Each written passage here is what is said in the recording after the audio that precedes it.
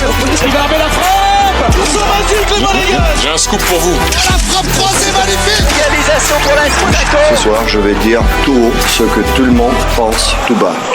Radio Diagonale, la web radio 100% rouge-blanche. Et salut tout le monde, ravi de vous retrouver pour ce Fantasy Mercato, donc le premier pour ma part. Donc comme Pat avait pu l'expliquer, on vous fait un autre Mercato. Le but c'est pas de deviner ce que va faire Skoro par exemple cet été, mais bien de faire un autre Mercato comme si on était le DS de l'ASM.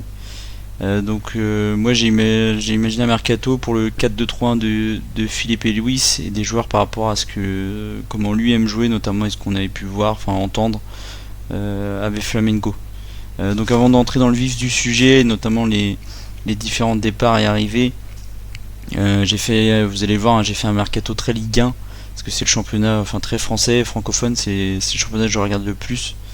Tous les noms vous allez les connaître si vous suivez la Ligue 1 de près. Donc je vais procéder ligne par ligne, je vais vous présenter les départs que j'ai effectués, les montants associés et les arrivées du coup en contrepartie.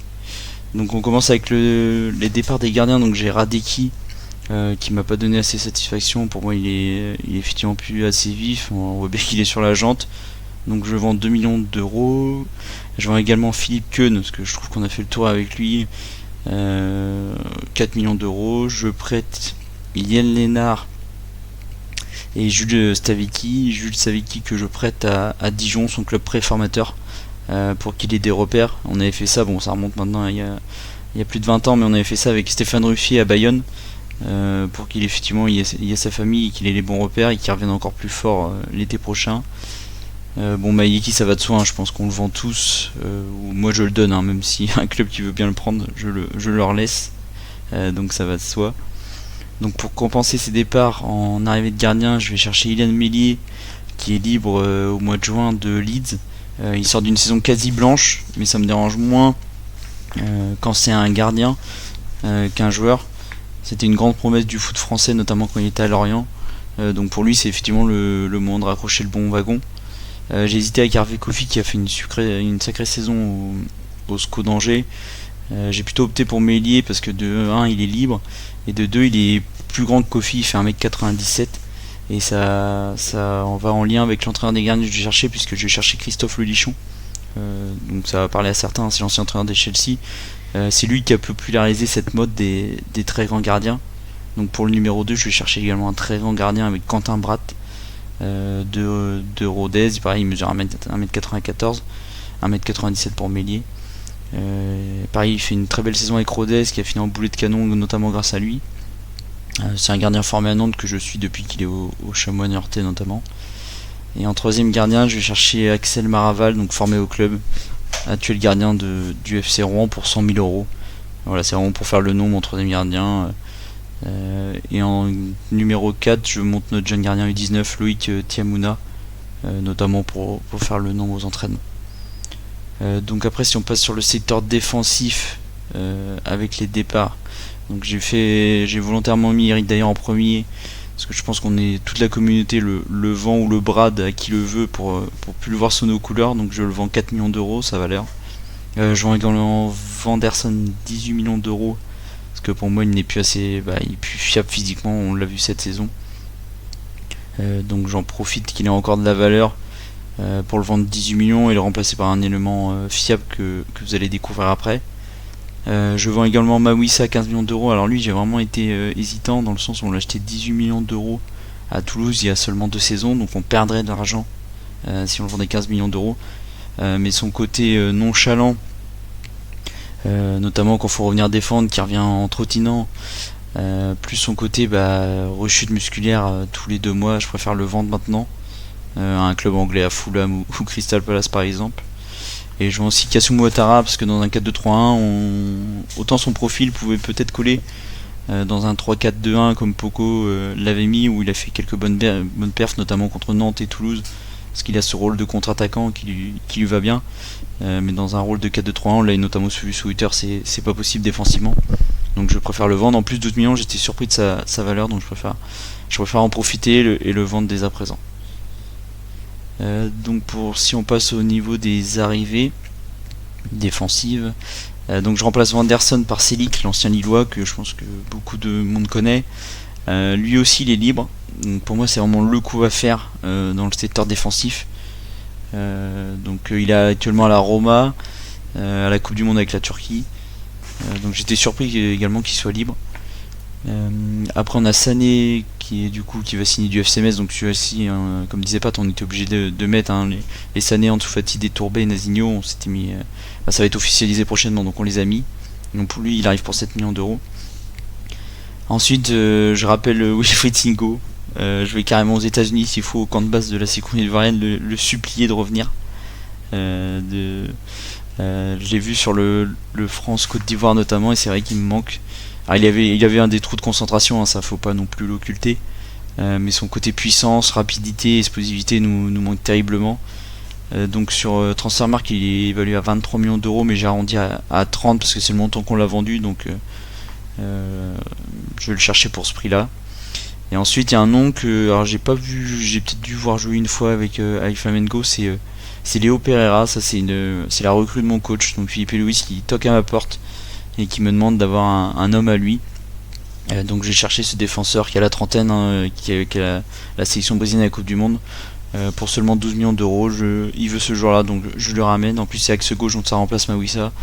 Ça tombe parfaitement avec le projet que j'avais. Et du coup Nazinho arrière gauche, notamment pour être la doublure de Caillot dans mon esprit, qui vient du Cercle de Bruges, qui a aussi ce profil plus vif et rapide que Caio Henrique. Pour ma part j'ai hâte de découvrir ce joueur là. On passe maintenant au milieu de terrain. Donc j'ai divisé les différents postes, donc j'ai fait les milieux centraux, milieu récupérateur, milieu défensif, avec Lamine Camara, donc qui part pour 60 millions d'euros. Donc lui c'est une réussite dans le sens où on l'avait acheté 15 millions d'euros et qu'on le revend le triple voire le quadruple, parce que moi je pense qu'il partirait peut-être plus autour des 50, mais même 50 ça restera une très belle vente.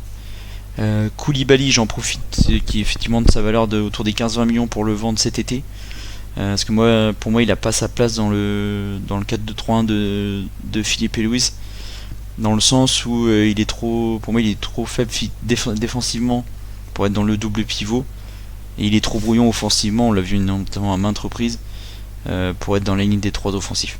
Donc je préfère le vendre maintenant qu'il ait encore de la valeur, enfin qu'il a une belle valeur. Et puis Paul Pogba, alors je sais que Pat le garde parce qu'effectivement je comprends l'argument que ça va effectivement coûter plus cher qu'autre chose, mais cette année on va pas duper les gens à essayer de vendre des maillots. Par contre j'ai peur que ça pollue le coach, notamment les conférences de presse, etc., avec toutes les questions qu'on a pu avoir comme cette année. Donc je préfère le libérer et être libéré de ce poids-là, de son hypothétique retour à la compétition qui n'arrivera malheureusement jamais. Donc pour compenser ces départs, là je signe 3 milieux de terrain. Donc pareil, des profils plus relayeurs défensifs, notamment avec Noah Kadiou de Lorient à 3 millions d'euros. Donc il a déjà 27 ans, il arrive un peu sur le tard, il venait de Rodez. À chaque fois que j'ai vu jouer cette saison, donc une bonne dizaine de fois, j'ai trouvé vraiment très intéressante. Une super frappe de balle, dans le duel il résiste assez bien. Il a vraiment fait une bonne paire avec Laurent Abergel. Donc je vais chercher Noah Kadiou. Alors je pense qu'il partira plus pour 8-10 millions d'euros, mais vous allez le voir à la fin, à la prochaine, au récap des ventes, que j'ai de la marge. Donc même si Lorient me demande 10-12 millions d'euros, je vais le chercher. En plus il est très grand, donc parfait pour les coups de pied arrêtés notamment. Ensuite j'ai cherché Morita, qui est un japonais de 31 ans du Sporting Portugal, qui a fait 4 saisons là-bas, assez pleines, entre 25 et 35 matchs. Donc j'ai cherché, il est libre. Son équipementier c'est Mizuno, donc en lien avec le nôtre. Bon d'ailleurs on les remercie pas pour le nouveau maillot à domicile, n'hésitez pas à dire en commentaire ce que vous en pensez. Et ensuite je vais chercher Gadebécu, que j'ai découvert sur le barrage Nice-Saint-Etienne et sur un ou deux matchs de Ligue 2 aussi, que je trouve vraiment fort, et je me dis qu'il vaut mieux aller le chercher maintenant, qu'il vaut que entre 1 et 2 millions d'euros, plutôt qu'attendre dans 3-4 ans où effectivement je pense que sa valeur aura explosé. Surtout Saint-Etienne ne monte pas en Ligue 1, donc ça fait un argument de plus pour aller le chercher. Après si on passe sur les milieux offensifs, donc j'ai Akliouche et Lucas Michel. Donc Akliouche, on va pas forcément revenir dessus, 50 millions d'euros. Lucas Michel, alors j'ai vu que Pat lui le prêtait, moi je préfère le vendre. Je me suis dit qu'il a même pas réussi à s'imposer au FC Metz. Que Bounassar qui avait pas joué depuis nombreux mois, il lui est passé devant. Donc je préfère le vendre 3 millions d'euros. Ensuite, du coup, pour les arrivées du milieu offensif, donc on a Ansu Fati. C'est pareil, ça va être bientôt officialisé, 11 millions d'euros. On a, alors moi après, pour un ailier droit, pour remplacer Akliouche, j'ai cherché Forbes. Son nom vous dit peut-être rien, c'est l'ailier droit du club de Bruges qu'on a joué au mois de septembre. Il m'a vraiment fait très, très fortes impressions. Assez vif, assez rapide. Il sort d'une saison à 30 matchs et 8 buts. Bon, après c'est à mettre en relatif, dans le sens où c'est championnat belge et que c'est pas forcément des réussites qu'on a eu quand c'est venu du championnat belge. Mais j'ai envie de l'essayer pour 20 millions d'euros. Je trouve pas ça si cher que ça pour ce genre de profil. Donc je vais le chercher pour le mettre à la place d'Akliouche. De Tourbet du coup qui arrive en prêt du groupe City. Donc lui ça, je le mettrais plutôt ailier gauche. Il me fait un peu penser à Jérémy Ménez quand il dribble, dans sa façon de dribbler. Et à droite, en doublure de Forbes, du coup je vais chercher Mama. C'est un joueur que j'avais découvert notamment lors de sa première en Ligue 1, puisqu'il l'avait fait contre nous en saison 2023-2024. Après il a été lors du Montpellier-Monaco à l'avant-dernière journée. Il a eu quelques blessures et là maintenant il est à Watford. Donc sa valeur est de 8 millions d'euros, je trouve ça plus qu'honnête. Donc j'irai le chercher maintenant, pareil, avant qu'il explose. Au niveau des départs des attaquants, donc Balogun, pareil, j'ai vu que lui il le conservait. Moi je préfère le vendre maintenant, que sa valeur soit le plus haut possible. J'ai peur qu'on retrouve son côté assassin devant les cages. Après là où je suis quand même content, c'est d'avoir eu ce Balogun là qu'on a eu ces 6 derniers mois notamment, et de ne pas être resté sur le sentiment de gâchis qu'on avait à la fin de ces 2 premières saisons. Pour le coup moi je le vends, 50 millions d'euros, c'est une belle somme, il lui reste que 2 ans de contrat. On n'est pas sûr qu'il nous refasse ce type de saison là, donc je préfère le vendre. Je vends également Mika Biret, donc merci à lui pour ces 6 semaines en 2025 qui nous ont permis mine de rien d'aller en Ligue des Champions. Mais sa saison là la dernière saison là, 2025-2026, c'est tellement catastrophique, que ce soit les rumeurs sur son hygiène de vie, son nombre de buts, son investissement. Il y a trop de choses qui vont pas, donc je préfère le vendre maintenant, 15 millions d'euros, plutôt que le regretter encore dans quelques mois et puis me le traîner comme un boulet toute la saison. Ensuite je prête Paris Brunner, j'ai encore envie de lui laisser une chance en prêt, voir si effectivement il peut avoir le niveau de l'AS Monaco. Pour le moment on sent que l'ASM c'est beaucoup trop gros pour lui, donc je l'envoie en prêt, ça guérit un petit peu, donc notamment en Ligue 2 ou bas de Ligue 1, comme à 3 ou au Mans. Et là pour l'arrivée des attaquants, je vais peut-être surprendre quelques personnes, mais j'ai cherché Ludovic Ajorc. Je le trouve chiant quand on le joue, donc déjà il y aura ça en moins. Mais au-delà de ça, c'est que Philippe et Louise, le Flamengo Philippe et Louise centrait beaucoup. Et je me dis que ça pourrait correspondre à par exemple à Selic, que dans mes souvenirs centrait beaucoup, notamment du côté du LOSC. Et puis surtout Caio Henrique, qui retrouve des stats au niveau passe D. Et je me dis qu'un grand comme Ajorc pourrait correspondre plus au type de centre de Caio que Balogun, qui lui était plus un attaquant qui prenait la profondeur. En plus 3 millions d'euros c'est pas très cher. Il connaît la Ligue 1. En parlant de connaître la Ligue 1, j'ai cherché aussi un deuxième attaquant de Ligue 1, c'est Sinayoko. J'étais pas forcément fan il y a encore quelques mois, mais là sur sa fin de saison notamment et ces 6 derniers mois là, je le trouve vraiment très fort. Pour l'avoir vu sur le Monaco Auxerre au stade, il déménage, il est costaud, il sait jouer dos au but, il est puissant. Et puis ça vaut toujours moins cher qu'un Mathis Sabine où Nantes demande 40 millions d'euros. Donc je cherchais lui, et après pour remplacer Balogun avec un attaquant qui attaque la profondeur, qui sait prendre la profondeur, j'ai cherché Loïs Openda. Alors vous étonnez pas du montant de 4,2 millions d'euros. C'est le montant de son salaire, parce que moi Openda je le prends en prêt, bien sûr, parce qu'en transfert sinon il serait inatteignable. Il connaît la Ligue 1 francophone parce qu'il est belge.